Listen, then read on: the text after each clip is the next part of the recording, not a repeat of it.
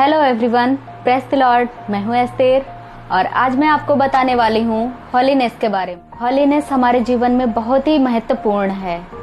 इसके बिना हम प्रभु के पास या प्रभु के करीब कभी भी नहीं पहुँच सकते हैं। और प्रभु ने वचन में कहा है कि पवित्र बनो क्योंकि यहोवा पवित्र है। और बाइबल में यीशु ने कहा है कि सिद्ध बनो जैसे तुम्हारा पिता सिद्ध है, पूर्ण बनो जैसे तुम्हारा पिता पूर्ण है। अगर हम मसीहत की बात करें तो मसीहत हमें पूर्ण पवित्रताई के बारे में बताती। और आज ऐसा समय आ गया है कि लोग पवित्र नहीं रह रहे हैं, वो सांसारिक दुनिया में जी रहे हैं। उन्हें संसार की वस्तुएं, संसार की अभिलाषाएं जैसे ये सभी चीजें पसंद आए। इसीलिए आज मैं ये टॉपिक लेकर आई हूँ जिससे मेरे भाई बहन सभी इस पवित्रताई के बारे में जाने। एस्तेर के बारे में तो आप सभी जानते ही होंगे।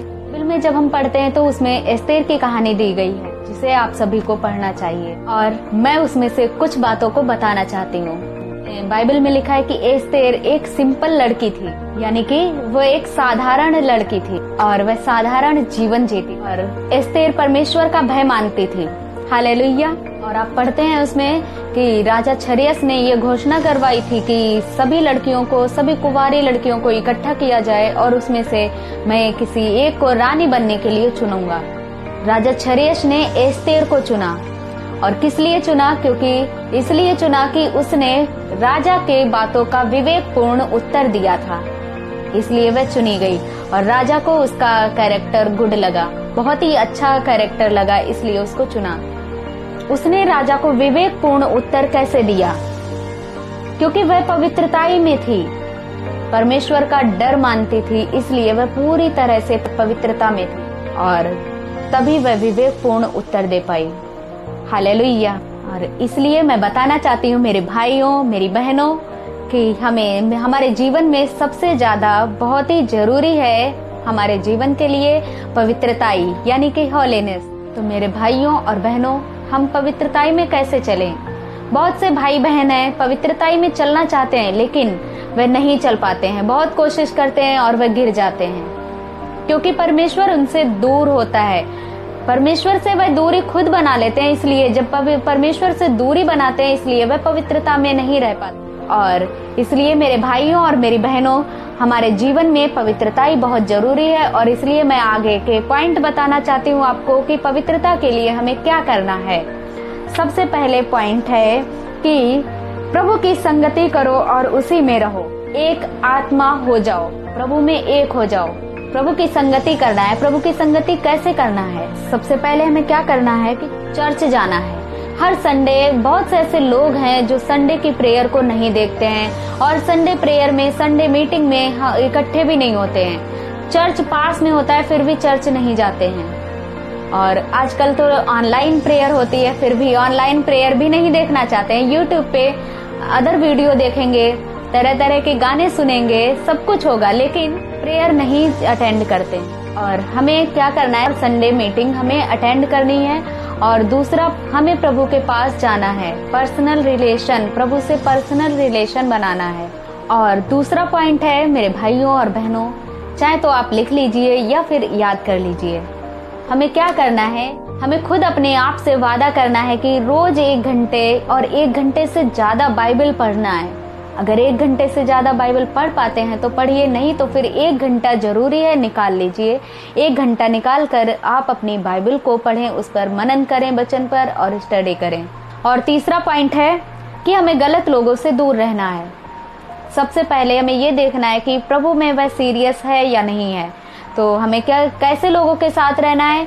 जो प्रभु में सीरियस हैं, और उन्हीं लोगों के साथ दोस्ती करनी है। और हमें चुगलखोरों से दूर रहना है, पवित्र लोगों की संगति करना है। पवित्र लोग कौन कौन हैं? पवित्र लोग वह हैं जो बाइबल पढ़ते हैं, जो प्रार्थना करते हैं प्रभु से, प्रभु के वचन पढ़ते हैं और प्रभु के वचन पर मनन करते हैं। और उन लोगों के साथ रहना है जो हमेशा प्रभु की ही बातें करते हैं।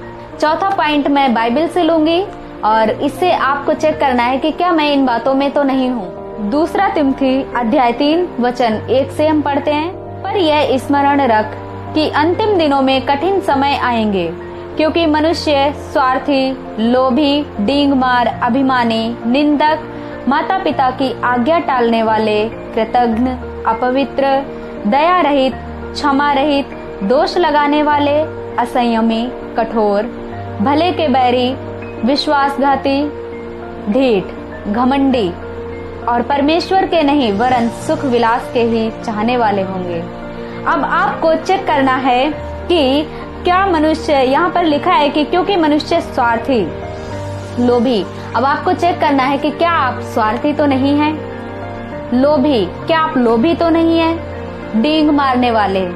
फिर है अभिमानी, क्या आप अभिमानी तो नहीं हैं? निंदक और माता पिता की आज्ञा टालने वाले। बहुत से ऐसे बच्चे हैं जो माता पिता की आज्ञा नहीं मानते हैं। अगर कुछ माता पिता ने कहा तो उनसे क्या करते हैं? ऊंची आवाज में बात करते हैं। तो मेरे भाई और बहनों, हमें ऊंची आवाज में बात नहीं करनी है। तो हमें देखना है, चेक करना है कि क्या मैं कहीं अपने माता पिता का अपमान तो नहीं कर रहा या कर रही, और अपने माता पिता से हमेशा अच्छे संबंध बनाएं और उनका आदर करें। फिर क्या है कि कृतघ्न, अपवित्र, और फिर है दया रहित, क्षमा रहित। जैसे हम क्षमा नहीं करते हैं, बहुत से कुछ ऐसे भाई बहन है, कोई किसी ने गलती कर दी, हमसे छोटा है या बड़ा है, कुछ भी अगर गलती हो गई उससे, तो क्या करते हैं, उस पर हम चिल्लाते हैं या फिर उससे बहुत गलत बातें बोलते हैं। तो हमें क्या करना है, अगर उससे गलती हो गई तो हमें क्षमा कर देना है। और दोष लगाने वाले, बहुत से भाई बहन हैं, हम खुद गलतियां करते हैं और हम दोष दूसरे पर लगाते हैं। तो इसलिए मेरे भाइयों और बहनों, हमें दोष दूसरे पर नहीं लगाना है। और असंयमी, कठोर, भले के बैरी, हमें ये सब नहीं बनना है। विश्वासघाती, ढीठ, घमंडी और परमेश्वर के नहीं वरन सुख विलास ही के चाहने वाले होंगे। जो सुख विलास के ही चाहने वाले होंगे, परमेश्वर ने और वचन में लिखा है जो सुख विलास के चाहने ही वाले होंगे, ऊपर लिखा है कि यह स्मरण रख कि अंतिम दिनों में कठिन समय आएंगे। और जो ऐसे लोग हैं उन सभी के लिए क्या है कि कठिन समय आएंगे। तो हमें क्या करना है? पवित्रताई में जीवन जीना है। 5वां पॉइंट मैं बताती हूँ। सबसे पहले 5 महीने अगर हम पवित्रताई में खड़े रहे तो एक नए लेवल पर हम होंगे। तो मेरे प्रियो, हमें एक नए लेवल पर होने के लिए सबसे पहले पवित्रताई में बढ़ना है।